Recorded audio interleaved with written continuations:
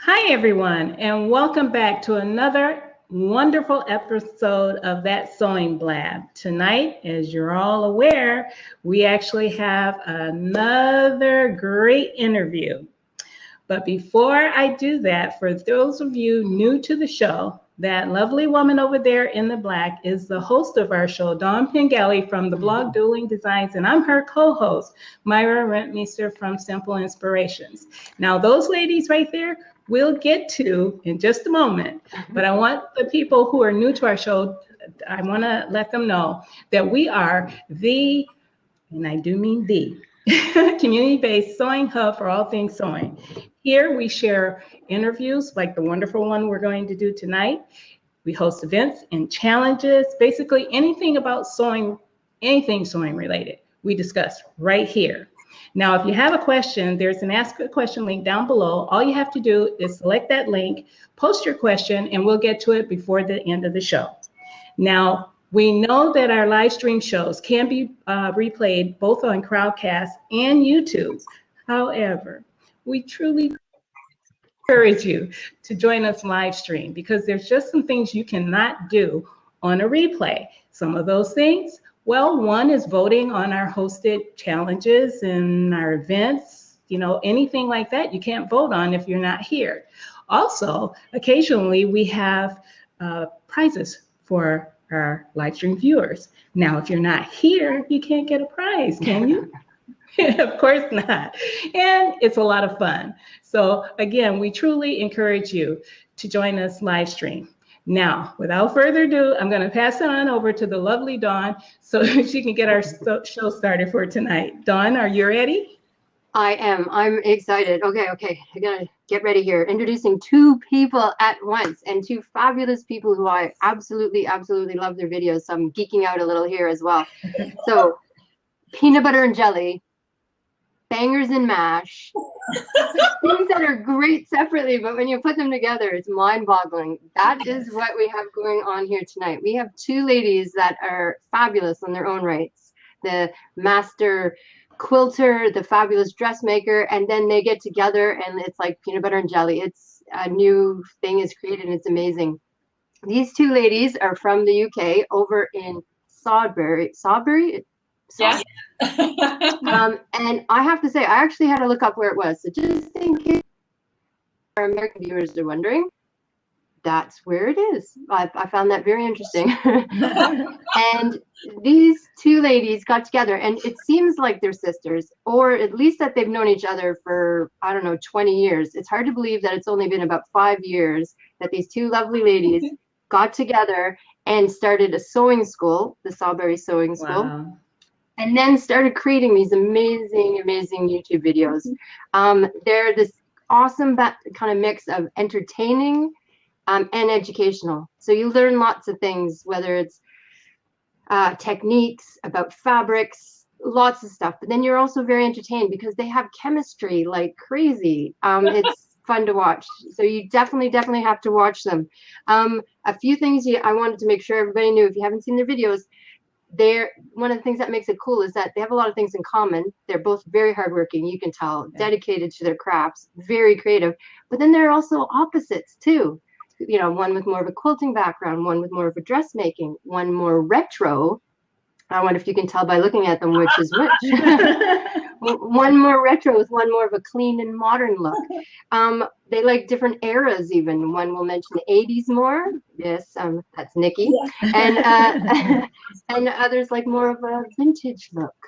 So these two ladies are amazing, and I can't wait for you to talk to them. I just didn't know if I could pull off introducing two people at once, but I think we did it. So yay, the Stitch Sisters are here. Welcome. So much. I love it.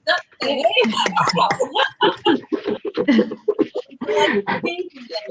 lovely to join you. We are thrilled that you can be here. It's absolutely. Like 11:30 at night there, so we are really thrilled and happy you have coffee. Wow. Buckets of coffee. Yes. We'll be Buckets. So we normally start off by asking some questions, and one question I'm always fascinated with is how and why did you start sewing? You want to go first? I can go first. Yeah. I've been sewing for about as long as I can remember, really. I kind of grew up around sewing. My mum was a dressmaker. She would make clothes for my sister and I mainly, but occasionally my brothers too. And so I kind of always grew up around scissors and fabric and thread. I think for my mum it was more of a necessity.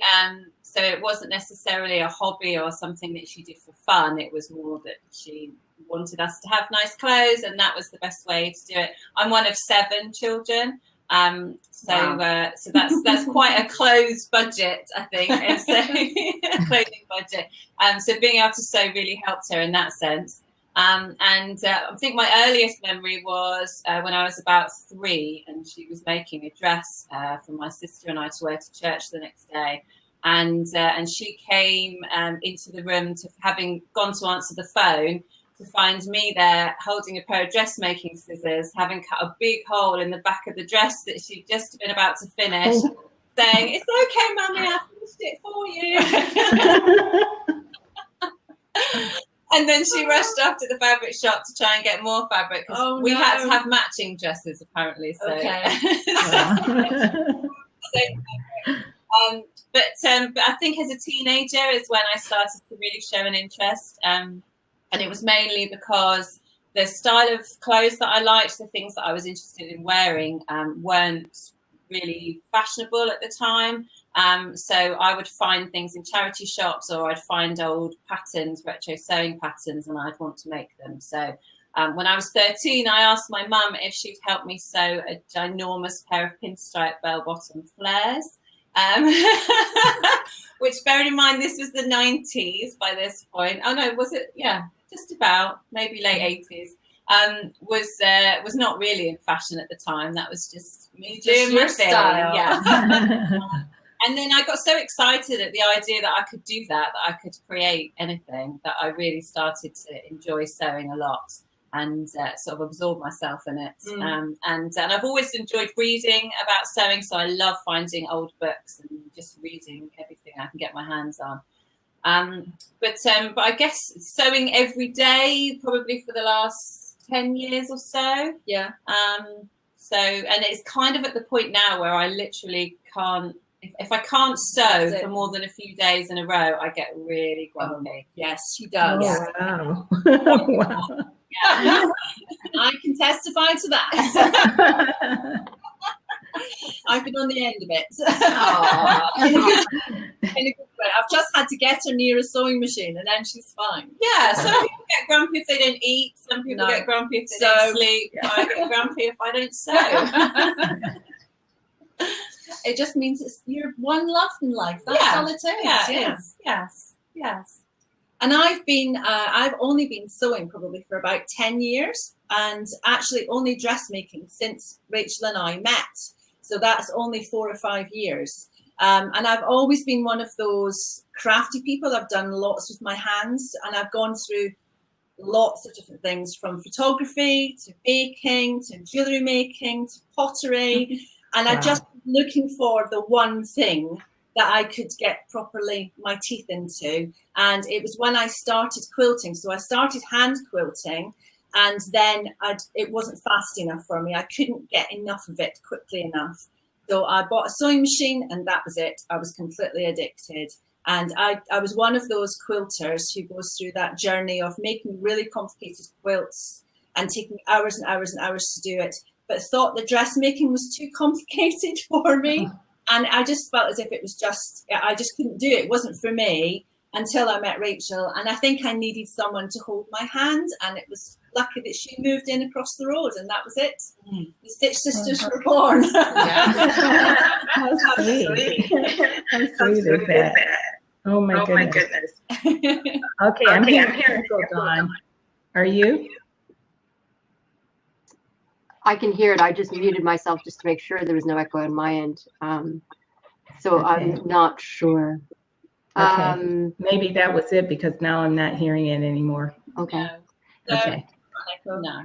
Well, it's a very interesting origin story for the Stitch Sisters.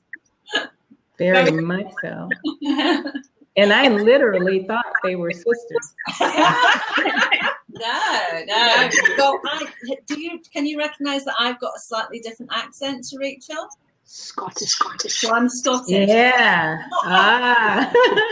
We really are. We're born in different countries. And we did only meet each other 5 years. I moved into the village 5 years ago, literally just 5 years ago. Yeah. Wow. And it was only then that we discovered, being neighbours and having kids going to the same school, that we both like to sew. And so we started sewing together to keep each other company. And then eventually we started we've been asked by lots of people if we'd be interested in teaching, and independently. And then I've been nagging Nikki for a while, saying, "Come on, let's do it."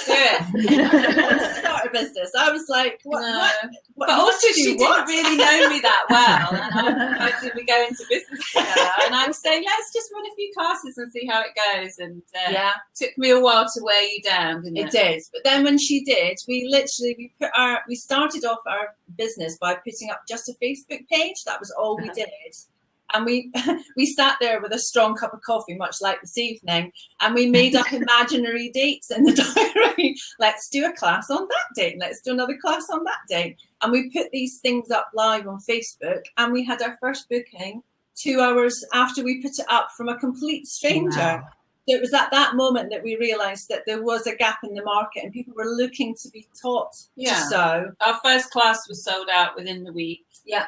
And we put more up. And so, it Wow. was, and then there was no going back. No. She literally hasn't had a chance to look back for the last 4 years. No, and I wouldn't have it any other way now. That's it. Yeah. It's just, it's so much part of our lives. All day, every day, it's all about sewing, and it's wonderful. Wow, that's awesome. So and this question is for both of you. Are you formally trained? I know, Rachel, you talked a little bit about your the sewing being in your blood, but have any of you had professional training? No, completely self-taught. Completely self-taught. That's wonderful. And look at where you are now. It's funny. When we first started teaching, we called ourselves the Sodbury Sewing Circle, because we didn't feel like we should call ourselves a school. We weren't proper teachers. We're not formally trained, and we felt like that was a bit too bolshy to call ourselves a school. We were quite timid about it to start off with. We weren't confident enough yet. Yeah, but after a couple of years, by that point, we taught 1,000 people to sew. Then we thought, okay, and we had nothing but good feedback. We thought, let's call it a school and make it clear what it is. Partly because of that, and partly because we had quite a few people who thought it was some sort of group or like a club. But because we only teach workshops, then we thought we should make it a little bit clearer. And also because we teach from home as well. So when we started, because we're doing it from our own houses, it felt like, how can my house be a school? Because it's where we live. So it was that kind of thing that kind of threw us for a while. But I think a lot of our sewers love the fact that we teach from home. So they come in and it's a homely environment. It's not scary. We give them tea and lots of homemade cake every time they come. The cake's just as popular as the sewing. So it's good as well. And they get looked after. A lot of our sewers come back time and time again. Yeah, it's a little club, but they come for their little sewing kits with us. Oh wow! What sort of things inspire you to? Everything really. We read a lot. We watch a lot of programs. Sewing. We read magazines, Pinterest. So much. Social media in particular. We started using Instagram about a year ago, and I think that's where the majority of my inspiration comes from these days, because I just my Instagram account is purely for sewing. So everybody that I follow is sewing related, and it just means that I get so much inspiration all the time from other people. The other members of the community. It's just and people are so brave now. I think when I started sewing, when I started garment making, I started with simple things, but nowadays people are going straight in with ginger jeans, the first thing that they do. And I think that's part of social media. They want to be part of that and making the thing that everyone is making. So I think everyone, we've got a great community, and we just get a lot of inspiration from everyone else out there. Yes, that's so true. And I just noticed that we have a couple of questions over in the comments. People, so that we don't miss your questions, can you please post them in the link under where it says ask a question? We don't want to miss any of your questions. And yes, we'll get right to those questions as soon as we get through I can't talk tonight. Get through our interview.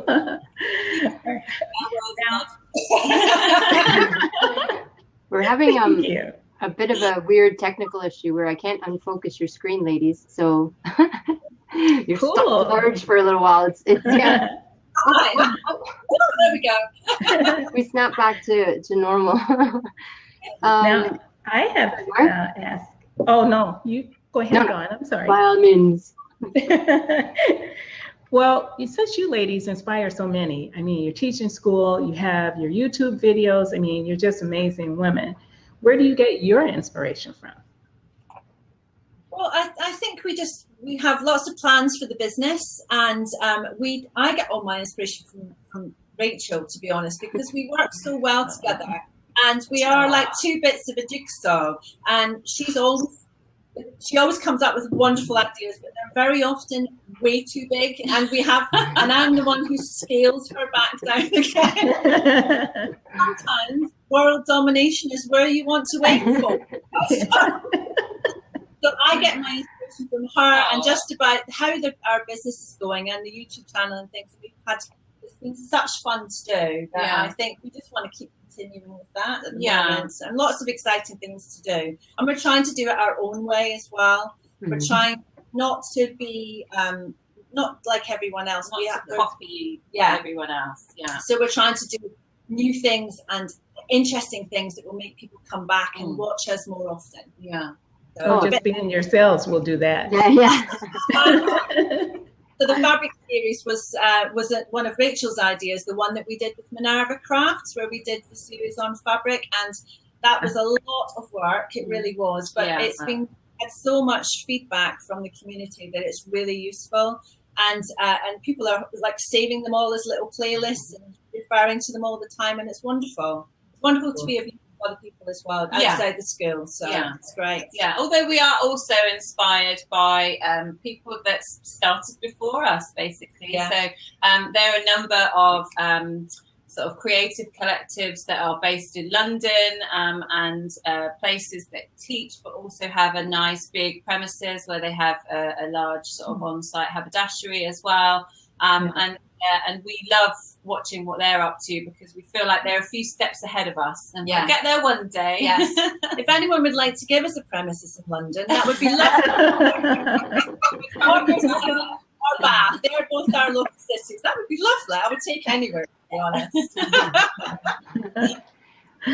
That's amazing. I don't think that's the option.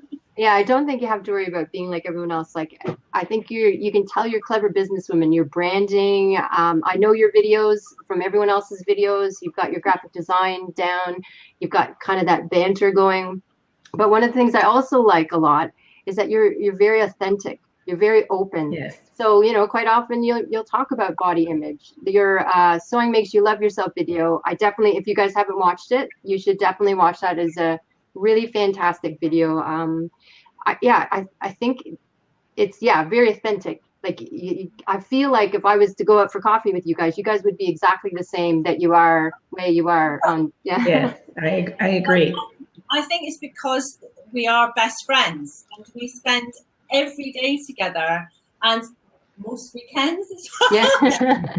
When we sit down in front of the camera, it's just, I feel like I'm talking to Rachel about her. I'm looking at her in the screen instead of sitting looking at her. So it doesn't feel like we're talking to the world. It's just her and I, and that's how I think that's why we come across so naturally. Yeah, but then I don't think I would find it really hard to do anything else. I don't think we would ever have been able to start a YouTube channel if we had to put on airs and graces or have a particular persona. No. It just wouldn't work for us at all. It would be too much work, to be honest.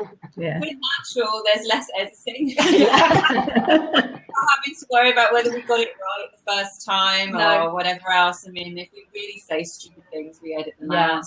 But most of the time, we leave pretty much everything in there. We do even the dog barking and all sorts. We leave all of that in because I think that's just us. And we did start off being a bit more edit heavy, but that was because of we weren't confident about it yet. We weren't really sure, and the whole thing was nerve wracking. Putting a video up, never mind, what we actually put into it. So, but nowadays we just try and do it all in one take if we can. Yeah, but that is actually one of the nicest compliments that we have, and we do get that quite a lot in the comments on our videos. Is that people say that they feel like they're just sat having a coffee with us. Or they just feel like they wish they could pop round or come and sew with us, and we just love the fact that people think that we're that approachable and that accessible, because that's how we feel. We don't feel like we're any different from anyone else. So it's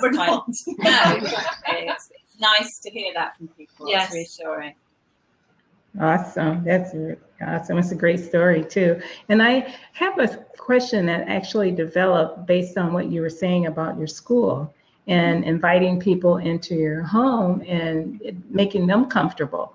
What about reverse, when you first thought of this and bringing strangers into your home? Yeah, that was weird to start off with. You went through a phase of cleaning the entire house from top to bottom for about 6 months. Those people weren't going into were cleaned within an inch of their life because it's just that everything has to be perfect. And I got out of that a lot earlier than you did because I don't like it really particularly. Well, I don't either. It was really out of character, but I just guess I don't know. I felt like that was now our place of business, and we needed to showcase it in its best light. And so I did go a little bit cleaning crazy for a few months. Yes. And now we don't have time for too much of that, to be honest. We just clean the spaces people are going to see. And that's and they don't care either. They're coming to sew, and I think sometimes we have had it said that if the room is too perfect and if the house is too perfect, it makes people nervous. So they're much more comfortable if it's a family house, and it's just like their house. So that's how we try and make them comfortable.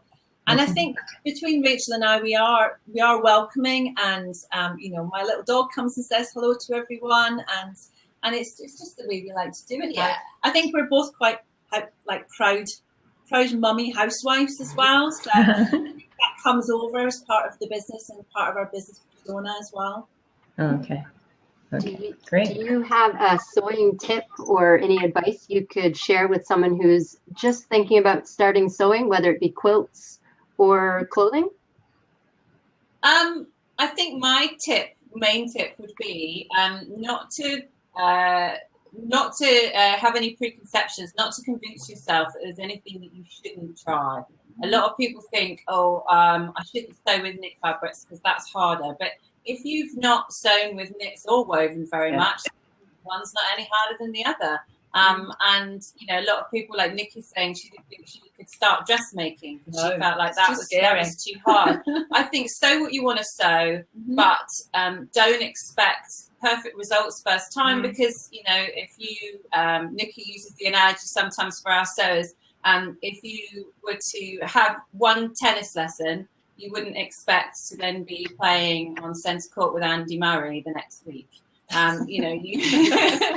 You get better at things the more you do them. And I think sewing should be fun. And you shouldn't put any pressure on yourself.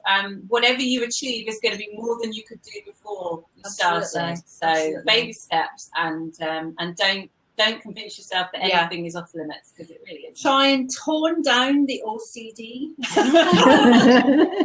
We find that OCD comes out quite a lot in our sewists. And I think in crafters generally, anyone who sews, I think, has got a level of OCD. But it seems to come out the minute you sit in front of a sewing machine, whether you've done it before or not, you think that you can do everything. And I think just toning it down and just being proud of whatever you've done and not being disappointed by the fact that it's maybe not up to standards yet, but it's just about practice. So that's I agree. Very nice to say. Don't rush too much. Yeah, we do tend to be our own harshest critics, don't we? Oh, goodness, yes. Mine doesn't look like yours. Yeah. Exactly that. Now, you guys probably have tons and tons of resources because there's a lot going on over there in your area. If someone were to ask you, what are some of your most favorite resources, fabric or places that you like to go, what would you say that is? I think for fabric, we used to shop for fabric quite differently. So Nikki, being a quilter, would do all of her fabric shopping online In small fat quarters. Yes. Because she'd be looking for coordinating ranges or a color palette or something, and that was very easy to buy online. As a dressmaker, I always used to prefer to buy fabric in person. I prefer to go to the fabric store so I could actually see it and feel it. We have a few good fabric shops locally, but there's not an abundance of them. And so through Nikki, I started to trust more and more online places. And I think these days, especially in the UK, there's more online fabric resources than there ever has been before. Yeah. And they're all doing such a good job of describing the fabrics and giving you lots of detail, and even providing things like washing instructions sometimes, but at least letting you know what the content is. And a little bit more information so that you know what you're getting. And I think that gives you a lot more confidence to buy online. So we have a lot of fabric shops that we use. We probably won't list them here. But yeah, we are very lucky in the UK to have all of that. We've got a couple of companies that we work with on our videos. So Minerva Crafts, who sponsors quite a few of our videos. Also Dougherty's, who are another localish big fabric store, and they're one of our biggest supporters. And also Girl Charlie in the UK, who specialise in jersey, and we love them. And all three of them have been fantastic for us. Yeah, and just really supporting helpful. everything we do, and giving us free reign when we come up with crazy ideas, like we want to do a boxing video on screen. And you just go, yes, okay, here's the fabric. Yeah. And so that's been wonderful as well to have that support from the fabric shops as well. Yeah. Oh, that's I lovely. agree. Yeah, Yeah, I hear it them mentioned, those companies in particular, a lot online when you watch a lot of the YouTube videos. They seem like they really support the sewing community, which is lovely. They do, absolutely, yes. So It's before that we go on time. to the next part, because we have a couple other little things we want to do, is there anything that you'd like to tell us that's coming up in the future for the Stitch Sisters? Well, we did release a video last week where we kind of let a few of our next projects slip. We let out a few details. I think the thing we're most excited about is our series of menswear vlogs that we have planned. Because we just discovered recently that there seems to be a bit of a gap in the market for information on sewing for men. Not necessarily for your partner, but for fathers, sons, brothers, uncles, friends. Yeah. So we have very little experience in that area, but we quite fancy documenting what we learn as we go. And the technical side of menswear appeals to me because I think that there generally are more technical sews, and I quite like that idea of taking our time and getting the finish really good. And then, like I say, documenting that as we go and providing as much useful information as we can to other people who are wanting to sew for men. Yes. It's very exciting. It's very exciting, yeah. Our husbands are delighted. I bet. Yours probably more so than mine. Mine wears tips all the time, and I'm not quite at that stage yet. But what it stems from. So all these years that I've been sewing, and my husband, I've sewn for kids, and I sew for friends, and I sew for different family members, and he has said a few times, "You never sew me in." Pajama bottoms or something like that. I really hadn't. So I'm about to make that right. Yes. Yes. But it's really interesting because there's not an awful lot of patterns out there. No. Certainly not much as there is for women. And I think what we're going to try and do is appeal to the woman to sew for her partner, that kind of thing. But obviously there are men out there who sew as well. And I think it's nice for us as female sewists to dip our toe into that and see what they have to put up with, you know. Yeah. They've got 3 shirt patterns and that's it. So we're going to look at it in great detail and compare a few patterns and see how the sizings come out and things like that as well. So it's really interesting. Yeah. It's fantastic. Thank you. I love it when you compare things. It's always very interesting. You get more of an idea of what a pattern is when you do that. But now we're going to try something new. I've warned them. I've warned Nikki and Rachel. I don't know if our audience has seen, a long time ago there was the newlywed game where you'd ask some questions and you'd see if they get them right. So Myra and I are going to try that. So we're going to ask them a question. They're not going to say the answer out loud. They're going to think of their own answer, and then we'll ask each one what they think the other one would have answered. So Myra, do you want to ask the first question? Remember, don't say it out loud yet. Okay. I have to say this, but for both of you, thinking about the other, what do you prefer, PDF or printed? You first, Nikki. I think Rachel would prefer printed, but probably vintage printed. And is she correct, Rachel? Is that what popped into your head, Rachel? Yes, she is. I hate piecing PDFs together. Definitely printed for me. Yeah. Okay. And Rachel for Nikki? I would say PDFs, but with the stipulation that she sent them off to the copy shop and then come back on a 1A0 or 2A0. That would be Nikki's preference. So PDFs, but under those circumstances. I'm an organisation freak, so I do like piecing together a PDF, but I do like them coming through from the copy shop. And I have my little storage system with all my folders, and everything has a picture on it, and everything is in order. So I like doing that bit. That's my favourite. And there's that OCD you were talking about. Exactly. So it's 1-1. We have a tie so far. Yep. Whoa, you guys do know each other well. Okay, next question. What is one sewing tool that you cannot live without? So think of your answers. Okay, let's see.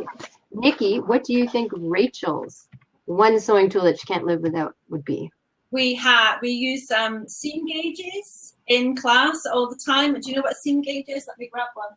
Hold on. I don't know.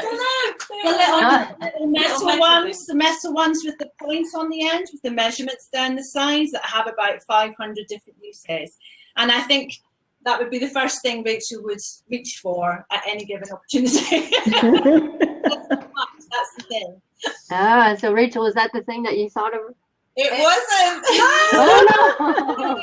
I thought, because you said favourites rather than most used, I was thinking of my magic tape. I found this tape, which is a wash away double-sided sticky tape for sewing. And it's just really handy for getting zips in really quick, hems on fiddly knits, where the hems go a bit wibbly. And when I first discovered it, I told Nikki I had a new best friend, and she stitched for a roll of sellotape. What's that all about? In class, I'm saying, let's get out the magic tape. It's not called magic tape. That's what I've named it. So that's what I thought of, and I thought you'd say that. Yes. Okay, and Rachel, what about Nikki? I would say I was thinking her rotary cutter. Well, the one thing I do love my rotary cutter, but the one thing that sprung to my mind is I've got a very big pair of Fiskars scissors, and now that I've gone to the big dressmaking size scissors, I don't think I could go back to a smaller pair. They're my favourite ones, and they're the ones I reach for whenever I'm cutting anything for myself. So I also have a little embroidery pair, and I couldn't do without them either because I do a lot of hand sewing. So really sharp scissors. Yeah. You can't do. So we didn't get either of those right. Yeah, I know. Both Still tied. Okay, so we're still at 1-1. Okay, now you guys seem to know each other pretty well, I think, just listening to what you're doing. But this one I have to ask, both of you, thinking of the project. Now, let me back up a little bit. I assume because you guys work together so well, you talk to each other a lot about the projects that you're working on. Yeah. Okay. Thinking about that, the project that did not work out quite so well was totally a disaster. Okay, Rachel, what do you think Nikki would say hers was?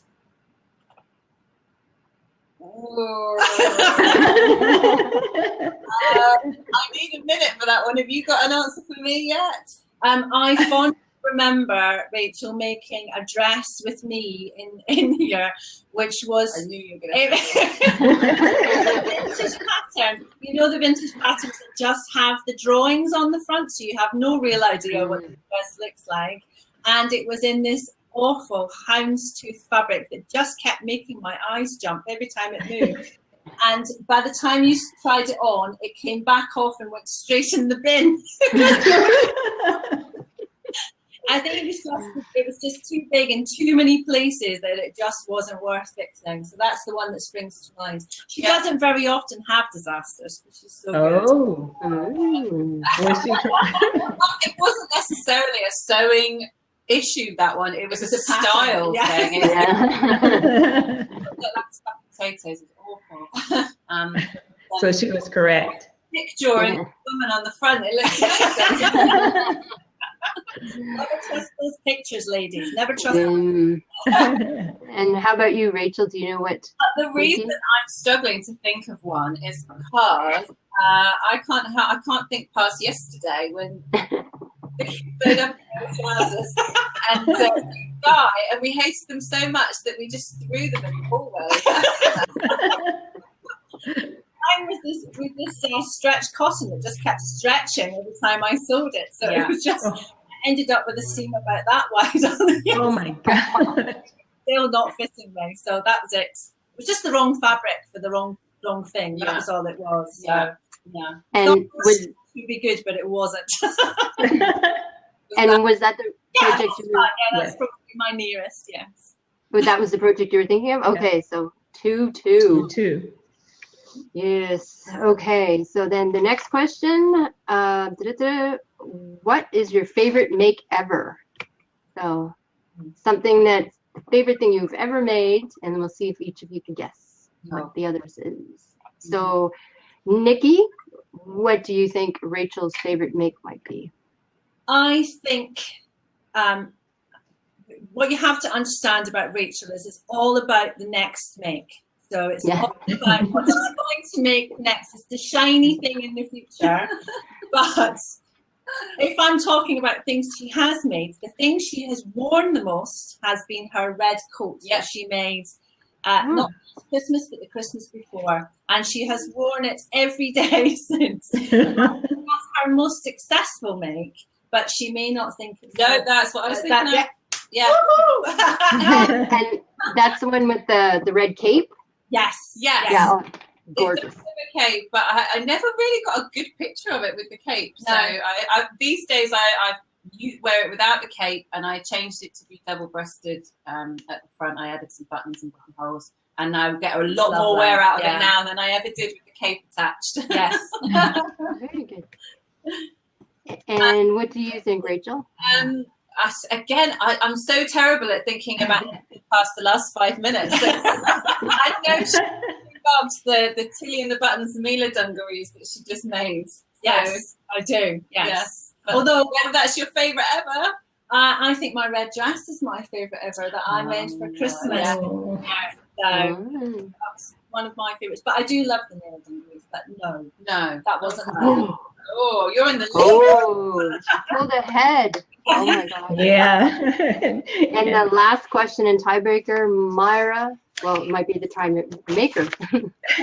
Well, let's see. Come back. Okay, this one is going to be a bit. What would you say was the most challenging aspect of sewing for either of you? You got an answer? No.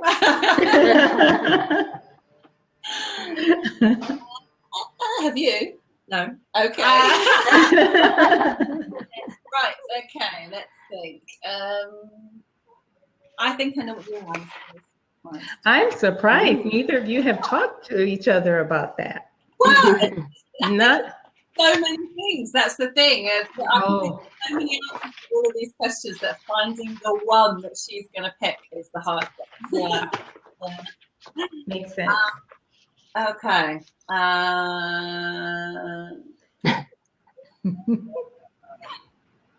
Have you got one for me? Yes. Right. Well, Nikki will answer whilst I ponder.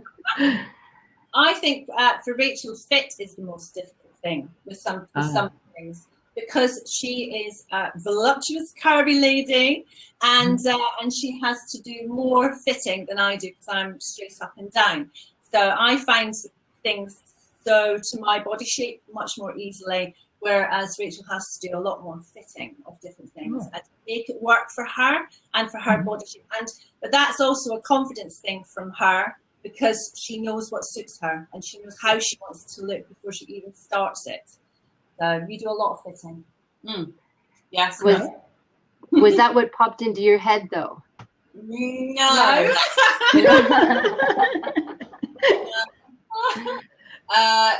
I think the thing that I probably thought of was actually, I didn't actually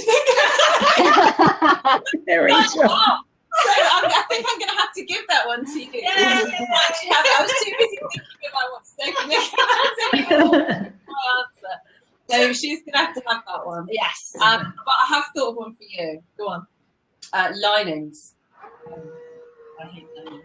As soon as anything's got a lining in it, no, Nikki just goes, I'll wait for Rachel. I once had a dress that hung on the back of my sewing room door for a year because I had to put a lining in the bodice and then put a zip in the lining and the bodice. And it just hung on the back of my door until she was ready to do it for me. So, but then that's because I'm not as experienced as she is. There's a lot of things that I haven't done.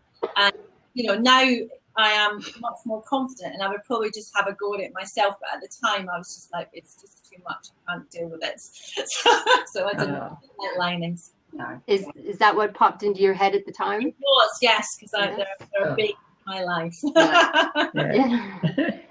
So I don't know. I think it's almost pretty much a tie, but not, because you didn't kind of come up with the last question. So I think that makes a win for Nikki. To be honest. Yeah, I couldn't think of an answer, so I concede. okay. Congratulations. Yeah. Good job, ladies. We have a couple of questions from our audience now, and if any of the people who have the questions would like to pop on camera, just let us know in the comments, and then you can ask the question directly. But for now, the first question is by Elizabeth Farr from Elizabeth Made This. She's lovely. She wants to know what's your most popular class and cake type. Oh. Well, cake type Nikki can answer because it's her cake. I make a mean lemon drizzle cake, and everyone is always, when I say there's drizzle, and people just go, yes, I'll have that. It's always the most popular one. I think people love lemony cakes. Yeah, and whatever I've baked doesn't matter because I don't even get to tell them. By the time she said lemon, they just go, yeah, don't need to hear anything. No. No, I do wind her up that she won't make a drizzle, and that I also make a really good drizzle, but no one would ever know because she's make it. I can't steal her lemon drizzle crown. No, that's not right. Leave us alone. But on that class, bag making tends to be the most popular. We've come up with all sorts of different bag designs. Sometimes we use other people's bag designs. You use actual commercial patterns, but they're always the ones that sell out the quickest. We've got an oilcloth bag, a little hobo bag coming up in May, and that's sold out. So we've had to put extra dates up for that one, which is really nice. So they love a bit of oilcloth as well, and the dressmaking as well. Yeah, our most popular class ever was a scuba dress that we designed a couple of years ago, and we had about 50 people come and learn to sew that. So that was Wow. We could have had a whole night out with everyone wearing the same dress. Oh, cool. Our next question, do you want to read it out, Myra? Sure. It's from Teresa Randall. For Nikki, didn't you start out quilting? I think we know the answer to that. And what skills did you have to retrain to start dressmaking? Well, I did start quilting, so that was that's where I started sewing. So I started hand sewing. I love making hand sewn quilts, so I do a lot of EPP and things like that. And then I moved on to the machine and started doing bigger pieces and making bigger quilts. I also started doing lots of general crafts, like making bags and pencil cases and things like that. And the resource that I had when I started dressmaking was this lady here. She's taught me everything I know. Aww. And she held my hand through every pattern since the first time that I started. So, and she used to get random text messages in the middle of the night and pictures of fabric on patterns pinned onto fabric going, what have I done wrong? And she sort of helped me through all of those things. So I couldn't have done it without her. So, that's the best resource I've ever had. Well, I was being selfish, really, because I wanted a dressmaking budget. How else am I going to do a back measurement? Yeah, we do a lot of that. We do a lot of that, which sounds terrible, but we're very often half undressed at the sewing machines together in the same room. That's just normal for us now. We don't bat an eyelid anymore, do we? So, and I'm sure a lot of you sewists are out there doing that on your own. It's just worse when we're together. And the post-it notes and the dogs coming in and everything. So it's just normal nowadays. Now, Nikki, since you started out with quilting and that was your first love, and now that you're garment sewing, has it changed any, or quilting is still your? I think dressmaking it's 50-50 now, but it's different. I don't have time to make big pieced quilts on the machine.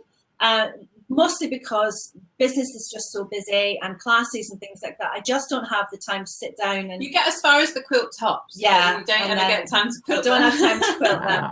But I do still do English paper piecing. And so I do that of an evening when we're not working. And so I'll sit with my family and I'm still hand sewing and I'm constantly making English paper piecing quilts. I made one for Rachel's 40th last year. It's beautiful. As well. It's beautiful. In fact, our vlog this week is going to be all about English paper piecing. Yes. So we're going to showcase some of Nikki's quilts and give her a chance to talk about quilting. Yes. Cool. That sounds great. I do love that. I've always been quite... I love doing things with even the smallest piece of fabric. And so I like doing scrap quilts and things like that. I love turning a box of scrap fabrics into something which is beautiful. And I do gift a lot of my quilts as well. So even though they're hand sewn, I will always be hand sewing quilts so that I've got a lot more quilts in me. So you get handed out to people and things like that as well. So That's so cool. I remember one of the first times we sewed together, yeah. Rachel was cutting a top out of this cotton fabric or a dress. I can't remember what it was, but the big offcuts from the side, she was just putting in the fabric bin. And I'm stood there looking at her going, boring, what are these big fabric? I can't make anything out of that. And I'm fishing them out of the bin. Horrified. But that's why we came from such different ends of the spectrum. You know, I was doing tiny little things, and I was buying fat quarters, and she was buying 3 meters of fabric. We would be different. We've now met somewhere in the middle. Yeah. That relates nicely to one of the questions we received from Teresa Randall. She says, what are you going to do with all those small fabric pieces from your fabric videos? Oh, well, we were going to do a little giveaway. We were going to put it up on YouTube and do a little raffle draw. So we're going to make little swatch kits for people, and so we could send them out to people, but we just haven't got around to it yet. So as soon as we cut them out, then we'll do that. We'll do a little video. We're going to make swatch books, so you've got a little book of silks and a little book of cottons and a little book of jerseys and that sort of thing, so that as you're watching the video, you can actually feel the fabric yourself. But that's on the list. It's on the list. It's all currently in 2 big bags in my basement. It needs to be done, but we will get round to it. So look out for that, and you can enter, and we'll send them off to you. Okay. Next question is from Rebecca Trevino. Please ask them how their children feel about their sewing ETAL and everything, crafting. Yeah. Well, my son is 12 and has taken more of an interest. When he was younger, I taught him hand embroidery, and he used to enjoy embroidering video game characters and stuff, because they're all pixelated, which it translates quite well to hand embroidery. So he would enjoy that, but that was a while ago now. I don't think I'll get him interested in anything else. Although I made him a hoodie recently, which he absolutely loves and has worn every day since. So every now and then, I still manage to make him happy. My daughter, who's 9 or 10, she just turned 10, she loves sewing. And she can use the machine by herself now, and she will sew any chance she gets. I don't let her that often because she makes a big old mess in the sewing. Have it clean for classes, but in fact today I just had a new book arrive, which is all about Barbie outfits, sewing Barbie outfits, so we're going to make our way through that together. But yeah, generally they love it. Yeah, I've got twin boys who are both 10, and they think it's really strange, but they think I can make anything.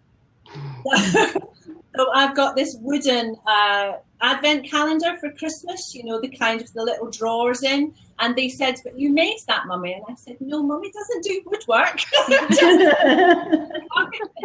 So they do think that anything they want, I can just magically create. Like yeah, it's wonderful. There is a downside to that, because when they have dressing up days at school, they come up with the most ridiculous. Oh, well, they can just do it. And you think, actually, I don't want to spend 6 hours making you a chair and a sword. Something else. We made them some wheels, these sort of cuddly toy wheels, like the animal, and we made them one each, so they had 4 between them, and they all took them to school and came home with orders from their friends saying, such would like a pink one, and so would like a green one. So it was me as well.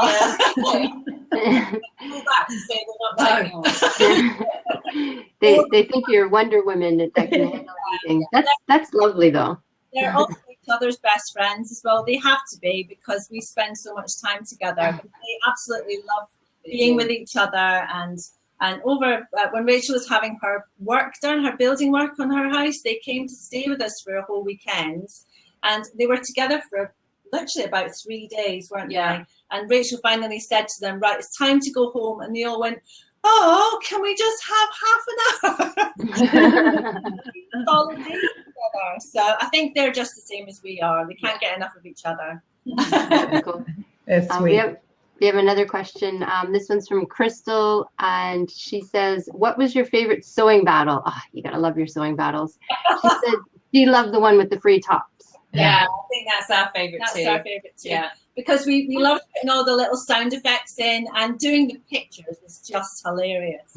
Because we did them and then made them go side by side, so we were kind of battling. Like that. But one of us was taking the picture, so we weren't ever facing each other. No. So it was quite funny when you finally put the two together to see how they look. Yeah, yeah. And there's some of the faces we pull on the pictures are just, Especially on the ones that we didn't use. It's very funny. It was a really good. It took us a whole day to do it, but it was really good fun. Yeah. Cool. And let's see, our next question is from fellow sews. That's Maria, right? Would you suggest newbies work on the garments they really want to wear, like jeans or jacket or bra? I personally think that you know yourself better than anyone, and if you are somebody who is likely to get frustrated when you get to a step you don't understand, and that's going to make you stop and not continue, then I would say no, that's not the first project for you. I think that there's bound to be something that is your style, that is a much simpler project, and I think starting with a few smaller projects just to get your confidence up, get used to the machine, get used to reading sewing patterns is probably a much better way to go before you tackle a project like jeans. So I would suggest a couple of smaller projects first, but I wouldn't let it put you off for too long, because if you're even considering it at all, you must have fairly high confidence, in which case you should go with it. I've made a bra. Yeah, you've not made a bra? Have you made a bra? Only a bralette, not a Bralette. proper bra. Yeah. Not an underwear. It's on the list for this year. Yeah. And our last question from our audience is from Rebecca, and she says, this is for Nikki again. She says, have you ever considered adding some patchwork to a shirt or dress as an embellishment? I've been thinking about doing things like that recently, and I'm doing a class tomorrow evening on sashiko embroidery. And I want to either make myself a chambray shirt, or perhaps I'm thinking about maybe a jeans to skirt refashion, where I'm going to add some sashiko to it. So again, just bringing in the hand sewing and things. I hadn't thought about patchwork actually, but now I've just got images of strips of small pieces. I've got an image of a yoke on the back of a shirt made out of hexagons. That would be But I'm also a bit obsessed with, there's a patchwork coat that was in the Dior spring summer fashion show, English paper piece, which is not paper piece. Well, it kind of, I can't even tell this, but it's patchwork and it's beautiful. Yes. And I sent Nikki a picture and said, make me this. Not too much work, but it is beautiful. But yes, I would like to introduce some of the quilting side into the dressmaking. So I'm going to start with some sashiko, and we'll go from there. It's exciting though. Yeah. Okay, that is the end of our questions, because we do have one more thing to do before we wrap things up, and that is do our community news. But just in case we don't have time after community news, I know Myra and I are just blown away that you guys stayed up so late to join us, and we are thrilled. And I know I'll be watching all your videos, because they're highly entertaining and educational. Yes, and very funny. Thank you for having us. Okay, now it's time for the community news. So we are just going to quickly skim over some things that we've seen on the web that are very interesting. We could talk about them forever, but we're not going to. Okay, if I start to do it, somebody stop me. Okay, so goodness me, here we go. So this week, when we were thinking about our community news, a couple things came up to mind. The first one is that we have the Pin It Sew It event coming up. That is an event by Myra and I put on for part of our That Sewing Blab, in which you use something from either, it can be not just Pinterest, but it can be Instagram. So you see something, you're like, oh my gosh, I love this, I want to make that. You use that, either maybe you're copying the silhouette, maybe you're just copying a pocket from it. Maybe it's just some aspect has lit your fire and you want to make a garment. So we ask that you just share with us your inspiration photo and your final garment. And we will have prizes and things. And there's a Facebook group that's set up for you to join if you want to know more about it. You just have to ask. And then you can enter. So we're very excited. Last year we had a lot of really neat things that people made. I love looking at people's inspirations. I don't know if you ladies feel the same way. It's just very exciting, seeing what they come up with. So, and then on, I think it is, I'm awful with dates, on May 8th, some people might even come on the show and share their makes. So that'll be very exciting. So pin it, sew it. And we like to not just add more things to your sewing. So if you're doing it for another challenge or for some other reason, include it. We're happy with that. We don't mind at all. Great. And then, goodness me, I fell out of my my little script. I have to tell you, Myra made this lovely little, what do you call this? It's a slide, Myra, right? Presentation, yeah. Yeah, Myra rocks. And then the next one was dress forms. We had someone on one of our on YouTube, on the Dueling Designs channel, where we keep that sewing blabs. Someone asked about a dress form and what dress form you would suggest. So I made my suggestions, but I was hoping if anyone has any ideas of dress forms that have worked for them, maybe they could pop them in the comments, either here on Crowdcast or in on YouTube, so that yeah, we could help that person out. That would be handy. And the fold line. Yes, I love the fold line. Yeah, I've heard you guys say that you're fans too, all of us here, I think. And yeah, they did a fantastic thing. I believe she said it was from part of a BBC feature about menopause and women were talking about menopause. And then it came up about how menopause and sewing and how your body changing because of it.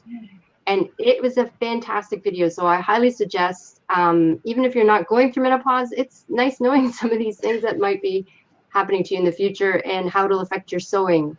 I found it really interesting. Did you guys, did everyone else see the video? Did they? I didn't, but I want to. Yeah, I've watched it. I think I should.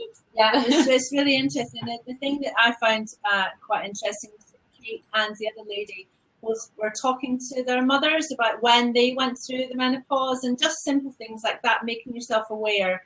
If your mum went through it early, then you're likely to go through it early as well. And it helps to make you aware of the different changes that could be happening. Yeah. So I'm definitely in that, you know, I'm 47, so I'm nearly at that stage as well. So yeah, and I'm 40, but my mum was very early. So. Yeah, and it just, and how they talked about how your body shape does change and maybe what fabrics, you know, because of the hot flashes, which I'm, yeah, I have those, yay. What sort of fabrics and things might work for you or styles, and yeah, so very interesting conversation. Yes. So I hope you guys will check that out. And Myra. Yes, we have the hashtag Make9, which is Lucky. It's Lucky Lucille is on her website. It's the 2018 version, which I am a part of. I'm joining that one. So if you've not heard of that, you can go on over to Lucky Lucille's website and do the search for hashtag Make9 2018, and it'll come up. But I think it's a wonderful thing to do. It's actually forced me. I'm on my third project. I'm about to make a video about. I finished it on my hashtag Make9. I think it's a wonderful challenge, and I'm not sure. I think it started in 2016. So. Yeah, Rochelle, I hope I'm saying her name right. Rochelle New is the lady who writes the blog. And yeah, I find it's just interesting to see what people are making, because sometimes you see a pattern, you're like, ooh, thank you. Yes. Yes. I'm going to make Rachel has a Make 18, which is the problem. I have official Make 9, and then I have my backup Make 9. Where with the things in my Make 9. Yeah. And then she'll probably make my Make 9 because we'll make them together. So it never. That's too funny. Good to know. And the last one of the evening. And this is something that actually is new to me, but I think people should really know about it. It's the hashtag Curvy Year of Sewing. And that's put on by the Curvy Sewing Collective. And I just, they're actually doing different things for 2 months. And I guess March and April was jackets and blazers. So that's something that I think a lot of ladies might be really interested in too. So you might want to head on over or do the hashtag Curvy Years of Sewing. Is that, yes, Curvy Years of Sewing. So we will need to make, oh, okay. I'm sorry, I was reading the comments over there. We will need to pre-plan to make 9. Okay, well, we don't want to hold up these lovely ladies because it is 12:30 a.m. over there by them. And I am just amazed at how... 1:30. Well, see, I thought that too. And when Dawn said 11:30, then I thought I was wrong. So, okay. Don't believe me. Well, I tell you, I can't believe how beautiful you ladies look at 1:30 in the morning. So, Yeah. thank you so much for joining us. We truly, truly appreciate it. We loved it. Really enjoyed it. Yeah. Thank you very much, Thank ladies. you. And thanks for all the great questions, everyone, as well. Yes, thank you. And join us next week. Yeah. We've had a little British invasion going, and I'm not complaining at all. Lauren Guthrie of Guthrie and Ghani is coming on the show to talk to us. And we have lots of other fantastic guests coming up in the weeks, in the future weeks, as well as that Pin It Sew It competition. So please come back and join us. I just remembered last minute, somebody asked how to watch the show live, because when this goes on to YouTube, they don't know. If you go to That Sewing Blab's Facebook page, we always have the newest link for the show that's coming up that week. So you could go there, click on the link, you just sign in, and then bam, you're here looking at ladies like this. So that's all for me. Thank you, everyone who watched. Thank you, Nikki and Rachel. You guys are amazing. Thank you very much. Yes, thank you so much. Okay, that's it, you guys. So have a wonderful night, and we'll see you all next week, Tuesday, on another episode of That Sewing Blab. Good night, everyone. Bye. Bye.